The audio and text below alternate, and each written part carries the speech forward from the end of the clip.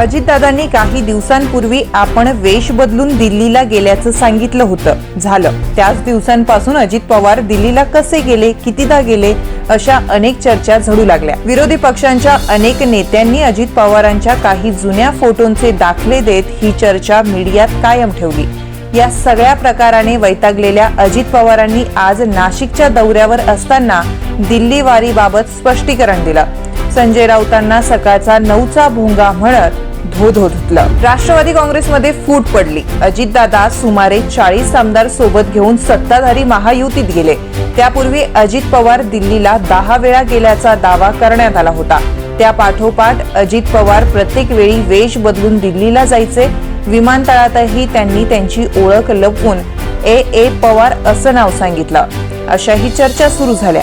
यावरून विरोधकांनी अजित पवारांना लक्ष करायला सुरुवात केली. अनेकांनी अजित पवारांची या भेटीगाठींवर परखड भाष्यही केलं. या सर्व पार्श्वभूमीवर अजित पवारांनी आज नाशिक दौऱ्यात त्यांची ठाम भूमिका मांडली. आपल्यावर आरोप करणाऱ्यांना अजितदादांनी थेट धुतलं. ते म्हणाले, मी गेल्या 5 ते 6 दिवसांपासून सगळं बघतोय. सगळं धांदत खोटं आहे. मी महाराष्ट्रातल्या जनतेला सांगतो की हे बदनामी करण्याचं काम चालू आहे. माझ्याबाबत गैरसमज करण्याचं काम चालू आहे. काहींनी पार अधिवेशनात 0 प्रहरात हा मुद्दा उपस्थित केला. अजित पवार नाव बदलून गेले म्हणे. मी 35 वर्षे राजकीय जीवनात कार्यरत आहे. जबाबदारी मलाही कळते. एखाद्यानं नाव बदलून जाणं हा गुन्हा आहे. सगळीकडे सीसीटीव्ही कॅमेरे लागलेले असतात. खुशाल काहीही बोललं जातंय. कोणी बहुरूपी म्हणतंय, कोण काय म्हणतंय. म्हणणाऱ्यांना लाज, लज्जा, शरम वाटली पाहिजे.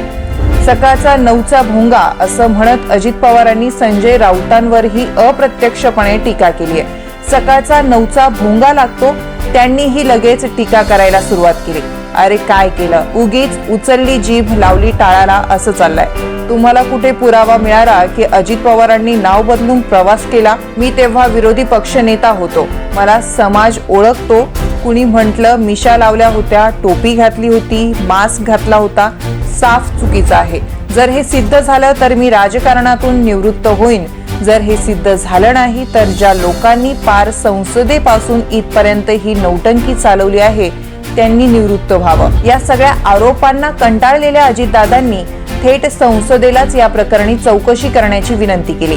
ते म्हणाले, त्यांना जनाची नाही तर मनाची लाज वाटायला हवी.